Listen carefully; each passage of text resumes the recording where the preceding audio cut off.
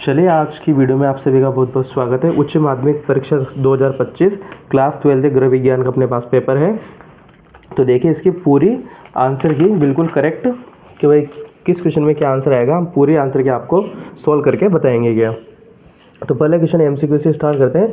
निम्न में से शिल्प के उदाहरण है, तो इसमें धातु शिल्प, बुनाई, आभूषण बनाना, उपरोक्त सभी, यहाँ पे उपरोक्त सभी जिस भी बच्चे ने लगाया बिल्कुल करेक्ट ऑप्शन रहेगा आपका ऑप्शन डी। आप हमें कमेंट बॉक्स में आंसर जरूर कीजिएगा आपके कितने मार्क्स यहाँ पे आ रहे हैं क्या। निर्धारित आहार के अनुसरण करने की आवश्यकता संबंधी शिक्षा और सलाह मरीज को देता है आहार चिकित्सक, ठीक है, उसे डाइटिशियन उसको क्या करता है, इन सभी की जानकारी देता है क्या, आहार चिकित्सक। अगला है अधिकांश कार्य धन कमाने के लिए हो सकते हैं, इन कार्यों को परंपरागत रूप से कहा जाता है, तो इनको नौकरी व जनसेवा कहा जाता है क्या। अ व ब ऑप्शन यहाँ पे बिल्कुल करेक्ट है, तो आपको ऑप्शन नंबर सी यहाँ पे लगाना है क्या। अगला है वर्ली चित्रकला किस राज्य से संबंधित है, ये महाराष्ट्र से आपके संबंधित, ऑप्शन डी यहाँ पे करेक्ट आंसर है। जिस भी बच्चे ने लगाया है बिल्कुल सही आंसर है क्या। अगला निम्न में से तरल आहार का उदाहरण है, तो यहाँ पे ये तीनों ही क्या है, बिल्कुल सही ऑप्शन है, तो यहाँ पे आ जाएगा उपरोक्त सभी, ऑप्शन नंबर डी। रतौंधी किस विटामिन की कमी से होता है, तो रतौंधी आपके विटामिन ए की कमी से होता है, ऑप्शन सा यहाँ पे करेक्ट रहेगा आंसर। आंगनबाड़ी किसके अंतर्गत कार्य करती है, तो ये आंगनबाड़ी आपके ICDS के अंतर्गत कार्य करती है, ऑप्शन सा यहाँ पे आपके बिल्कुल करेक्ट रहेगा क्या। टोडलर किसे कहा जाता है, 2 से 3 वर्ष के बच्चों को टोडलर कहा जाता है क्या, ऑप्शन नंबर ए यहाँ पे करेक्ट रहेगा। ऑप्शन जिस भी बच्चे ने लगाया बिल्कुल सही था उसका आंसर। बच्चे संवेदनशील होते हैं क्योंकि, इसमें ऑप्शन बिल्कुल करेक्ट रहेगा आपके। बाल्यावस्था सभी क्षेत्रों में तीव्र विकास की अवधि होती है क्या। अगला क्वेश्चन है आपके समाज की मूल इकाई होती है, तो समाज की मूल इकाई आपके परिवार होती है। रंग के बारे में निम्न में से कौन सा कथन सत्य है, तो इसमें प्रत्येक व्यक्ति रंग के प्रति प्रतिक्रिया करता है, हमारे चारों ओर कई रंग के रूपों में है, रंग फैशन का एक महत्वपूर्ण अंग है, तो इसमें आ जाएगा आपके उपरोक्त सभी बिल्कुल करेक्ट आंसर रहेगा आपके। फैशन चक्र का प्रथम स्तर है, तो फैशन चक्र का प्रथम स्तर आपके शैली की प्रस्तुति होती है क्या।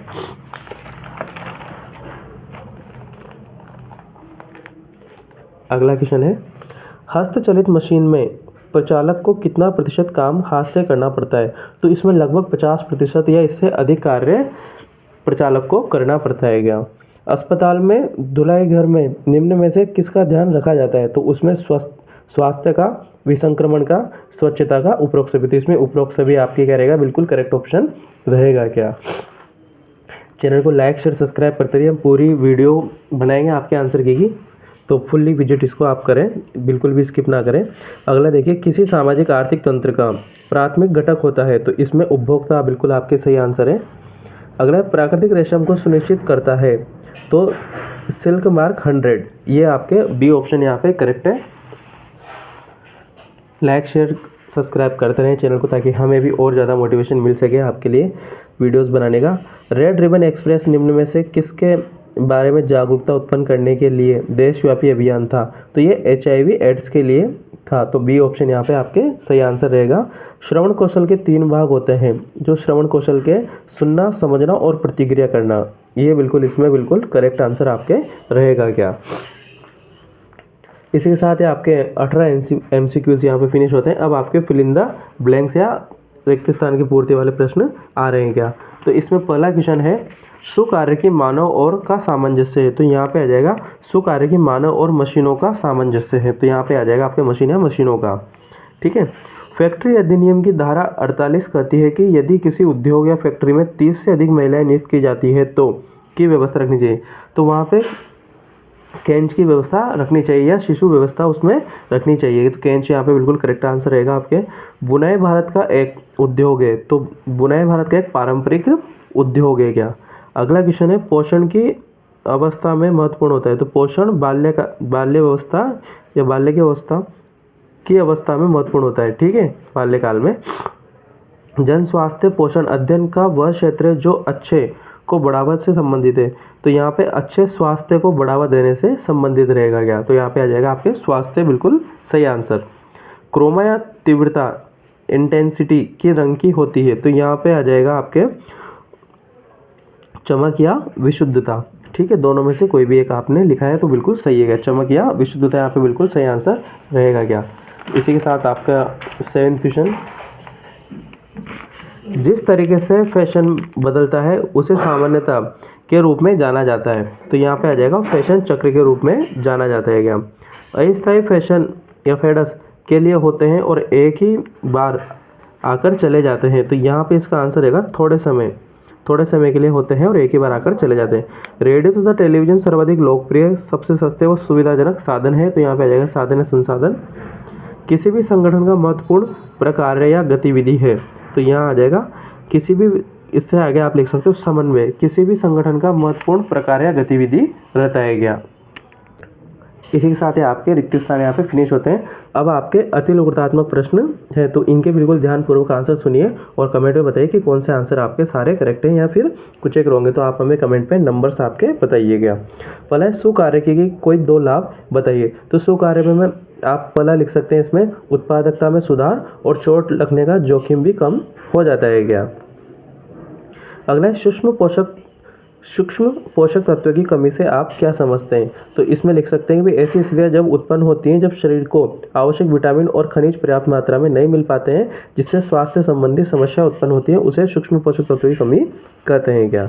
भारत में स्वास्थ्य देखभाल कितने स्तरों पर की जाती है। तो ये लगभग 3 स्तरों पर आप इसमें लिख सकते हैं, मुख्य रूप से प्राथमिक, माध्यमिक और तृतीयक स्तर। प्रारंभिक बाल्यावस्था को परिभाषित कीजिए। तो इसमें लिख सकते हो आप कि जन्म से लेकर 8 वर्ष तक की आयु या शिशु जीवन काल विकास के लिए महत्वपूर्ण होता है। इसी को अपन क्या बोलते हैं, प्रारंभिक बाल्यकाल अवस्था कहा जाता है। दिवस देखभाल केंद्र डे केयर क्या होता है।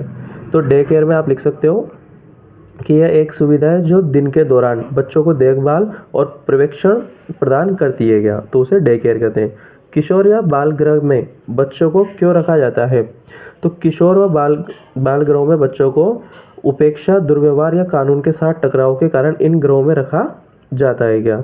धुलाई मशीन के 2 प्रकार के मॉडल कौन कौन से हैं उपलब्ध हैं। तो इसमें लिख सकते हो आप शीर्ष भारण और फ्रंट लोडिंग।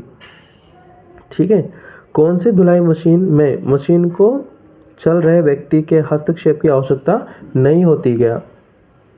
तो इसमें आ जाएगा आंसर आपका पूर्णतः स्वचालित मशीन, मतलब कि ऑटोमेटिक मशीन जो चलती है। मशीनों में धुलाई चक्र के दौरान मैनुअल हस्तक्षेप की आवश्यकता नहीं होती, मतलब कि किसी भी व्यक्ति को अपना हस्तक्षेप करने की उसमें आवश्यकता नहीं है क्या। अगला है चेकआउट से आप क्या समझते हैं। तो किसी दुकान या होटल में जाने से पहले आमतौर पर किसी लेन देन की अंतिम रूप देने की प्रक्रिया को अपन क्या बोलते हैं, चेकआउट कहा जाता है। उपभोक्ता व्यवहार से आप क्या समझते हैं। तो ये अध्ययन, तो उपभोक्ता व्यवहार से हम ये समझ सकते हैं कि लोग वस्तुओं और सेवाओं को खरीदने, उपयोग करते हैं और उनका निपटान करते समय किस प्रकार का निर्णय लेते हैं, इसे अपन उपभोक्ता व्यवहार को समझ सकते हैं क्या। यहाँ आपके सेक्शन 1 खत्म हो चुका है। अब आपके सेक्शन 2 या खंड 2 यहाँ पे स्टार्ट होता है। इसमें लगभग आपको 50 शब्दों में आपका उत्तर यहाँ पे पूर्ण करना होता है। पहला क्वेश्चन है, आप पोस्ट ऑपरेटिव रोगी को किस प्रकार का आहार देंगे, उदाहरण सहित आपको समझाना है। तो इसमें आप लिख सकते हो कि भाई पोस्ट ऑफिस रोगी के बाद मरीज को ऐसा आहार दिया जाना चाहिए जो आसानी से पच जाए, उपचार में सहायक हो। इसमें शुद्ध रूप से तरल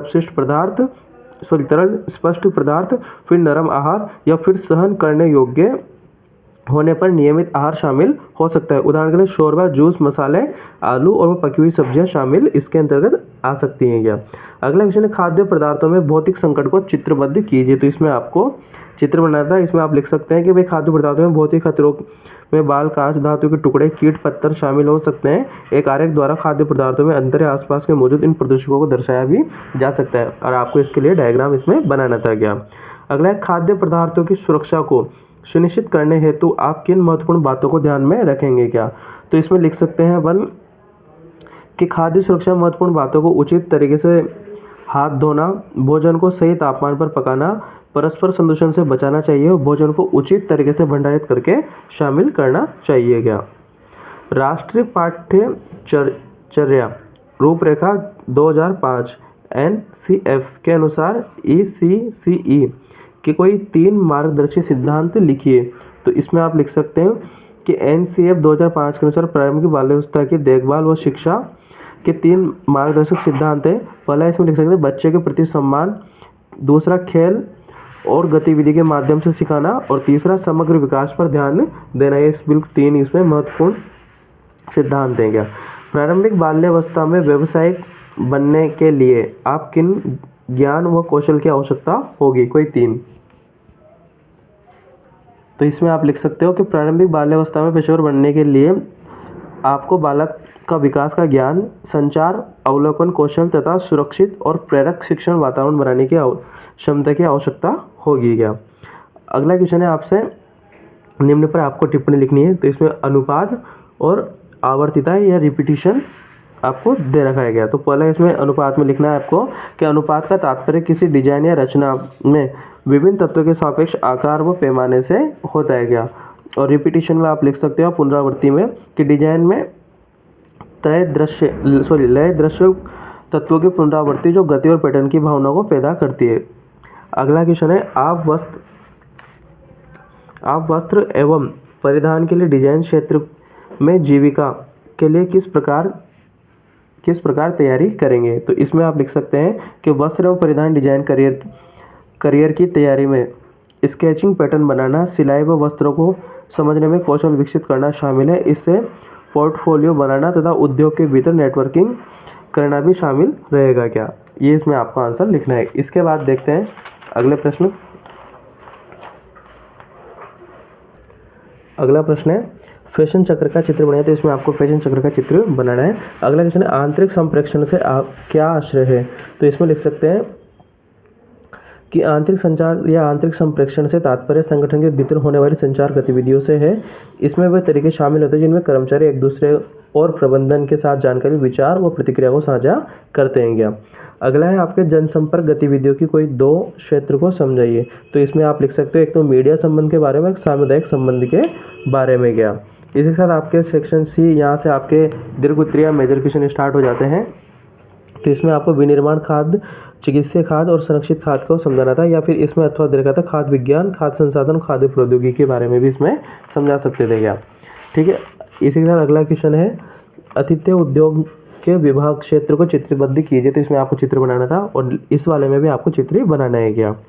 अगला है विकास संचार में। बस आप चैनल को लाइक से सब्सक्राइब करते रहिए। आपकी पेपर की तैयारी में हम बिल्कुल जुटे हुए हैं और आपके फुल्ली आंसर की सबसे पहले हम ही बताते हैं क्या? विकास संचार में करियर बनाने के लिए आपको किन किन ज्ञान कौशलों की आवश्यकता होगी वो आपको बताना था। और आप अपने भाई का विकास संचार पत्रकारिता कार्य क्षेत्र में जीविका की कौन कौन से विकल्पों की सलाह देंगे। इसी के साथ आपके लास्ट क्वेश्चन आते हैं सेक्शन डी के। पहला इसमें उपभोक्ता के रूप में आप उपभोक्ता समस्या कैसे निपटेंगे और उपभोक्ता के रूप में आप अपने दायित्व कैसे निभाएंगे। इन दोनों में जो आपको सूटेबल था वो आपने आंसर दिया होगा अच्छे से। बच्चों व युवाओं के लिए अपनी निजी संस्था खोलने की योजना बनाने वाली आपकी बहन आपको क्या सलाह देंगे। और लास्ट क्वेश्चन है, वृद्धजनों के संस्थान में प्रबंधक बनने के लिए आपकी क्या तैयारी करेंगे। तो इसी के साथ ही आपका पूरा क्वेश्चन पेपर समाप्त होता है। इसकी फुल्ली आंसर की हमने डाल दी। चैनल को लाइक से सब्सक्राइब करते हैं और वीडियो को अंत तक देखें और इसको ज़्यादा से ज़्यादा शेयर करें और सब्सक्राइब करते रहें चैनल को। तब तक के लिए धन्यवाद।